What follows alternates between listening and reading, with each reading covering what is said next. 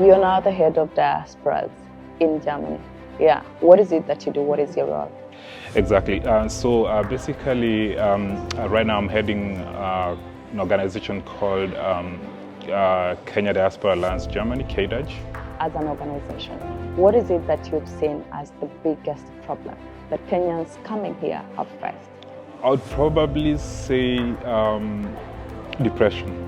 How do you tackle the challenge of having two countries as a home? I personally, I try to be involved as much as possible. I'm also involved in German politics, yeah. So for me, that's part of, associating with my new home. Although it's been 15 years, but it's still my new home.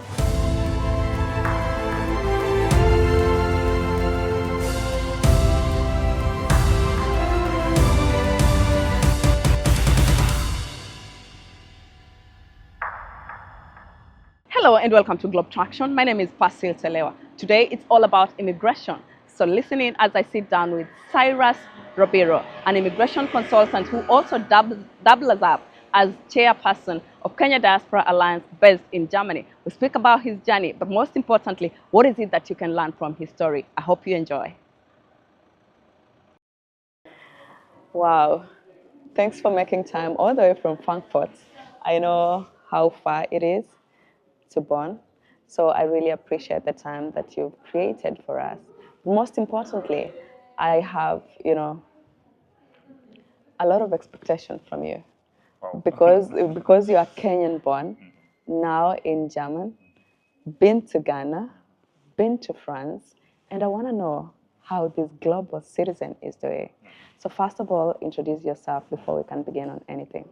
Okay. Well, I wear many hats, but the official government names, as we say, Cyrus Robiro, and born in a place called Iten, world-known Iten, but brought up in a place called Subukia, that is in Nakuru County. Went to school in Subukia, and then went to high school in Polboit. That's near Eldoret, and then from there moved to Germany. But there was time in between of learning German at the Goethe Institute in Nairobi before I moved to Germany. What got you to think about Germany of all the places? That's a good question. That's a really good question. To me, it was obvious since my high school times that I was going to go outside Kenya. So the question was about where do I go? Of course, we have the, traditional countries like UK, US, Australia, where exactly. Yes. But I wanted something different. And due to the fact that I had relatives here, I have my aunts here, it was an easy step for me to come to Germany. So it was something new. I wanted to learn new language, and somehow it worked out, and I ended up in Germany 15 years and 4 days ago exactly. You remember? That is quite detailed. That's like a second birthday, so to say. Yeah. Nice to hear that, because some of the things we talk about is people are scared of new cultures, and some of these new cultures are, first of all, new language. Mm-hmm. Yeah. So how did you move to Germany, and where did you start with German? Mm-hmm. Yeah. Well, after high school, I went to Nairobi, like the normal process. Kenyans, after high school, you go to Nairobi or to another other big city, and I started learning German. So because I said earlier, my focus was to go outside and through the connections in Germany. So Germany was already decided. And then I started learning German at the Goethe Institute, quite a young boy back then. And then I did it for 3.5 years. At Goethe Institute? At Goethe Institute, exactly. Wow. Yeah. So managed to grasp a level of German. And then after that, came to Germany only to realize that whatever I had learned was really not enough for me to study. A small smith. Exactly. Yeah. It was on paper, I had learned a lot, level B2 or something. Yes. And then you come here. Which is the second level? Second level, the first level is A1, and then we have A2, and then we have B1, B2, and then you have C1, and then C2 is the highest level. So normally when you study in Germany, you're supposed to have B2. Yeah, so I had it more or less on paper, but when I came here, it was a You bit difficult. realize it's nothing. Exactly. Yeah. Yeah. So I did my entrance exam. We had like a language exam to university, and I failed. Yeah, 2 days in Germany. I came on a Wednesday, and then on Saturday we did the exam, and I failed. So we had to rethink what to do. So the only option we had was for me to learn the language and sit for the exam 6 months later. Which I never regret, because the 6 months I did the intensive course were really helpful, and it helped me a lot grasp the language, and that has been a big advantage up to today.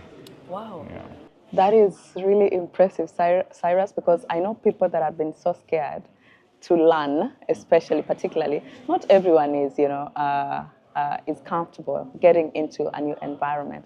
But then, this is a young boy coming to a foreign country, learning a foreign language, and then their first attempt is failing, the exam. What made you not give up? Because alternatively, you could have told your relatives, hey, you know what, I need to pack and just go back to Kenya, or rather look for an English-speaking country where I can, further my studies, yeah. That's a good one. I mean, I was very young, full of dreams. Yeah. So when I failed that exam, I was like, I'll not let it, put me down. And I'm already in this Germany, and I could see, I mean, always wanted to come to Germany, and I saw Germany. I was here already, so I thought, like, I'm not going to now give up on this. So, yeah, it was a bit tough. I can remember, especially my aunt was a bit stressed out when we noticed that I had failed the exam. But through her support, we somehow went through the process, and well, I'm where I am today because of the support, especially from my aunt back then. Yeah. So fast forward, you're now the head of diasporas in Germany. Yeah. What is it that you do? What is your role? Exactly. So basically, right now I'm heading an organization called Kenya Diaspora Alliance Germany, KDAG. So these are an organization that we formed to sort of bring Kenyan organizations in Germany together. We have very, very many organizations here. And what we realized, we did not have an umbrella organization. So it was always difficult when we are dealing with the embassy or the Kenyan government or any other stakeholder. It was always difficult to bring the Kenyans together. So we came up with this idea. Actually, it was born when the former, CS for diaspora, for foreign affairs and foreign and diaspora affairs, Mutua, was in Germany. Also, just the other day, not too long. 2022 exactly. So. That was when Ambassador Molo was here, actually. So he brought a couple of people he knew together, and through him we met then the minister, and then from then we had this idea that we can come together so that when such a person comes from Kenya, the ambassador does not have to struggle. So at least we have channels through which the communication can be passed through. Yes. So we've been building it. Right now we have about 20 organizations, and we are registered. So it's it's an organization that's looking forward to bring all these people together and see if we can all speak in one voice. You're registered in Frankfurt, exactly, as an NGO. Great. Oh, wonderful. So does that mean as an NGO you have any other services that you offer? That's the eventual goal. Yes. When we have a solid foundation, our goal would be to be there, especially when we have so many Kenyans who come here, and for one reason or the other, things don't go according to how they thought. So one of the things we are trying to see is if we can set up a desk for such people, or not even for only those people, but if you come from Kenya, immediately you come to Germany, you're given maybe a flyer by the German embassy and told, in Germany there's this organization, in case of anything you can contact them. So that would be our goal. But eventually we don't want also just to be on the other side. We also want to share the successes. We have so many Kenyans doing great things in Germany, so that would be one of our goals.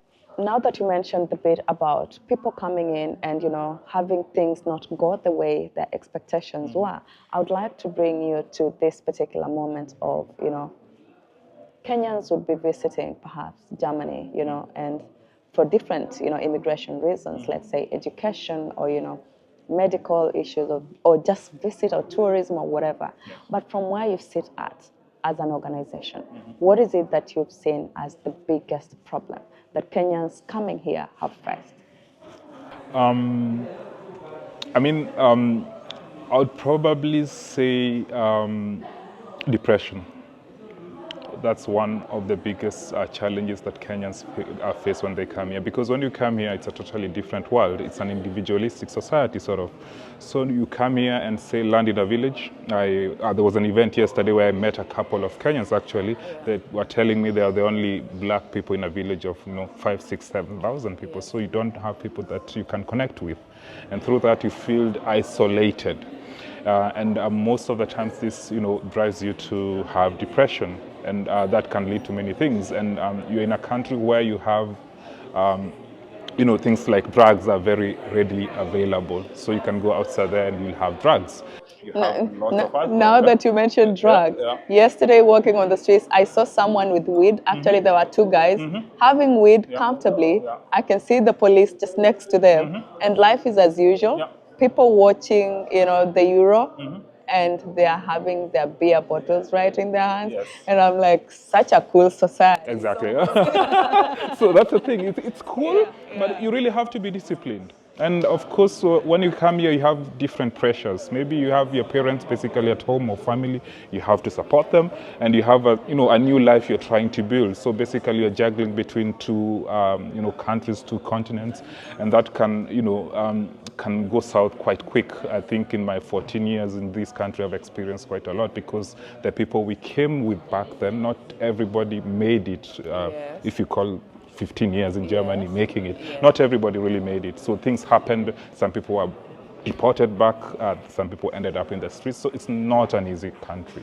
So such things, and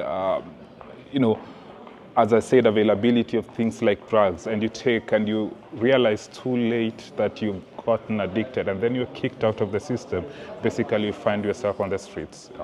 We have a couple of Kenyans actually living on the streets. We are trying to help them. It's difficult, but we are really trying to help them. So it happens. It's not all roses. When if people see us sending us money back home, it's not, you don't, back home, when we were in Kenya, we believe that you go, and collect money, you find money on the streets. So that's not the case. It's really tough here. And before you can integrate in such a society, you have a new language, you have new people, you have to have new friends. So those are too many things. And if you're not disciplined and you don't have a support system, especially from people who really understand you, then that can be a challenge, and you can find yourself, off the grid quite quick. Yeah, there is the bit about homelessness, and I'd like, from where you sit, to speak to me about it as well. Yeah, that's a real challenge we have, because back in Kenya, people see countries like Germany. It's one of the richest. It's the fourth richest in the world. And you think people live comfortably, but you just need to go to the streets, to cities like Bonn here. You go to Frankfurt near the main station, and you go there, find people sleeping on the streets. Those are people that basically, the system could not catch them. The advantage we have in Germany compared maybe to countries like US, you always have this safety net, but sometimes this safety net can not catch you, and if you cannot be caught by this, system or security or safe network system, then you fall, and that can go quite quick.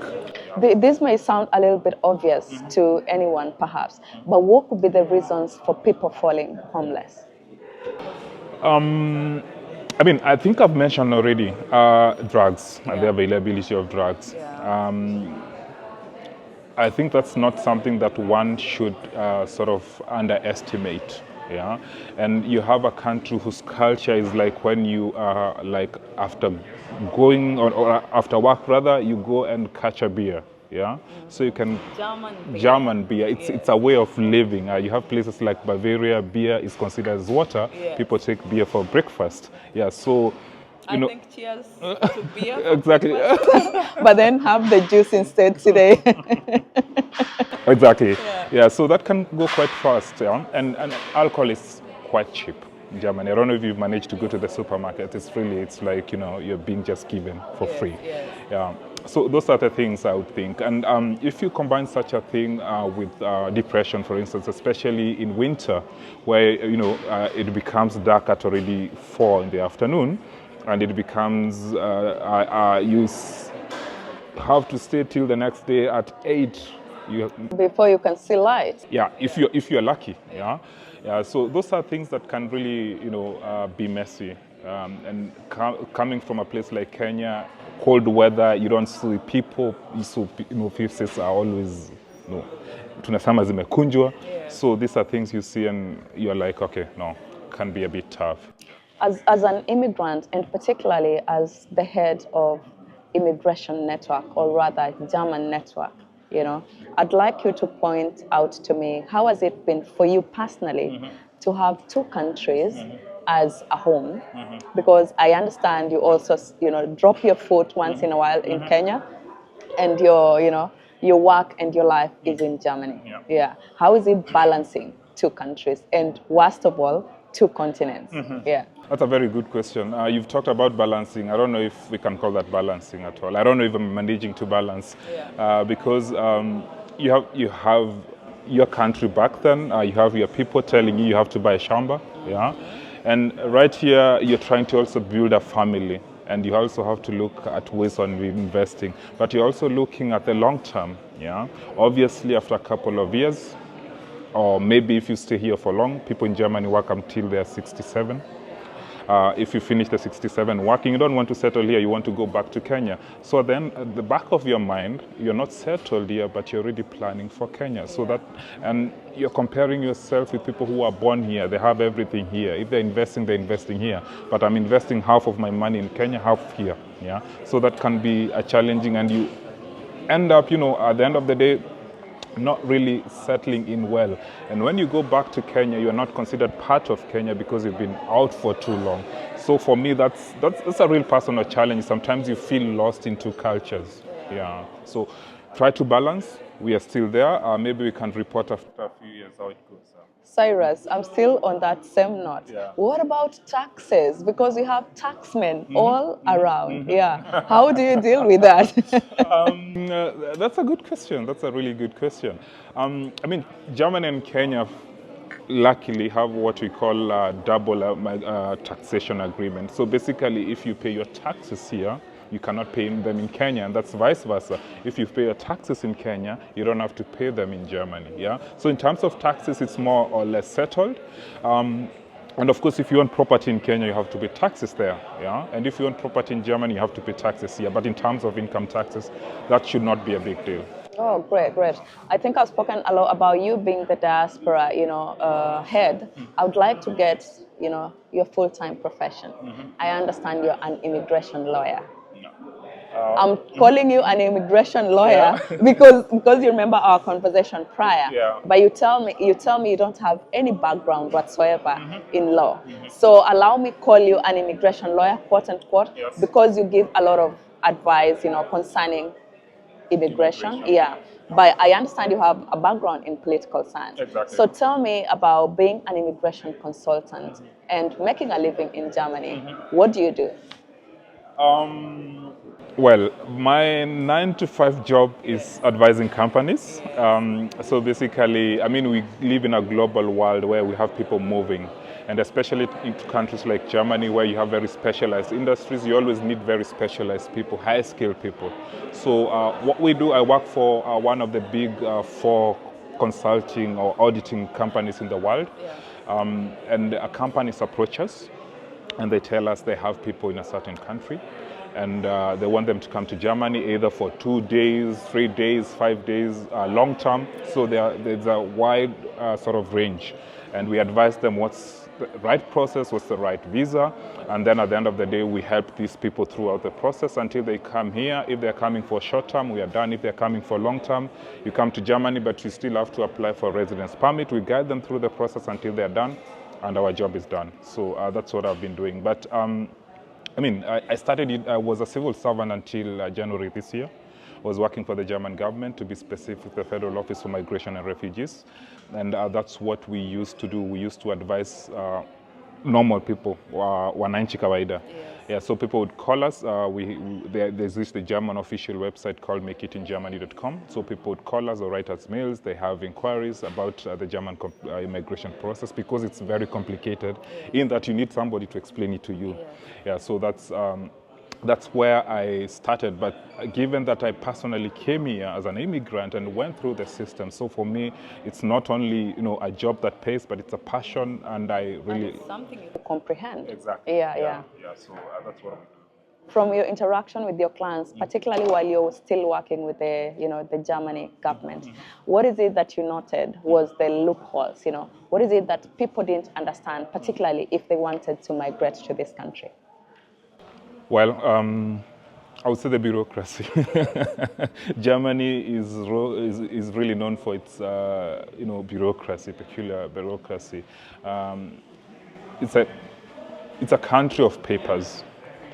Basically, you have to have papers. So when you go to look for a job, they'll ask you, where are the papers? It's not like in Kenya, you do a job, you don't really have to have the papers, but without the papers here in Germany, it's a big challenge, and I think that's the biggest challenge. I mean, the law itself is quite straightforward. Yes. Yeah, it's quite straightforward. They tell you, bring these papers, bring this 1, 2, 3, 4, and if you have these documents, things will go through. Yeah, but the bureaucracy behind it, especially right now that Germany is facing, a labor shortage, they need at least 400,000 people per year, and the number is going to increase because we have the baby boomers going, retiring soon. Yes. So they'll still need skilled workers. But before you have your, documents recognized, because you can't just say you are, A skilled worker. Yeah. And yet, Exactly. Yes. So it has to be recognized in Germany first, and before that process goes through, you can just give up. Yeah, and then the other challenge one would have is basically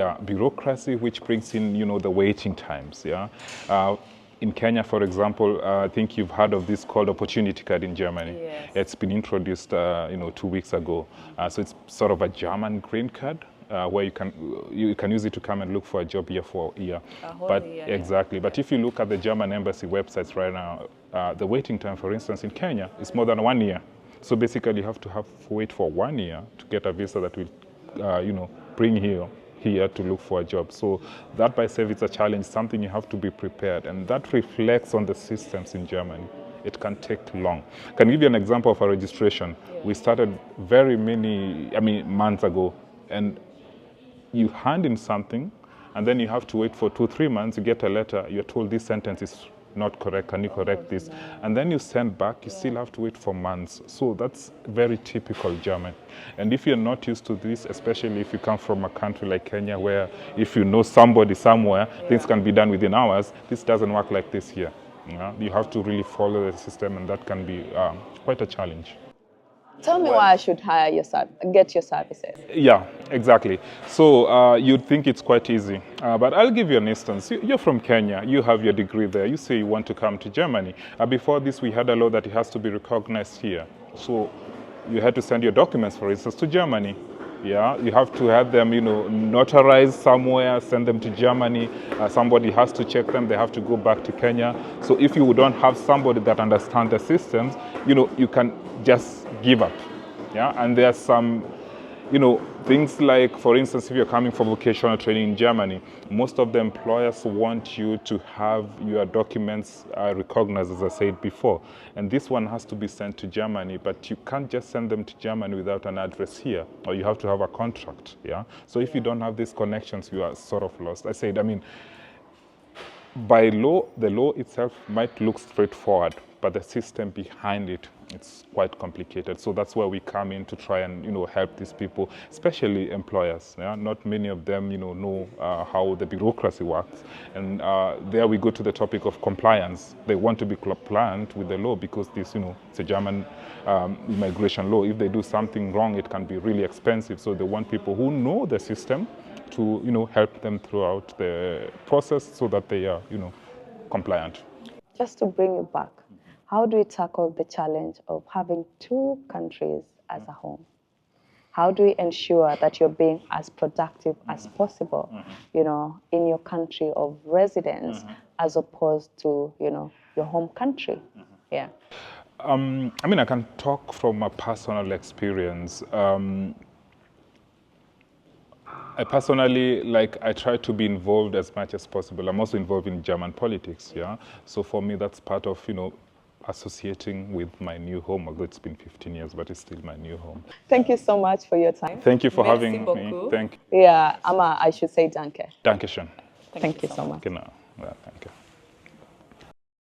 Got yourself some tips? Or did you enjoy the show? If you have a story to share, please don't hesitate.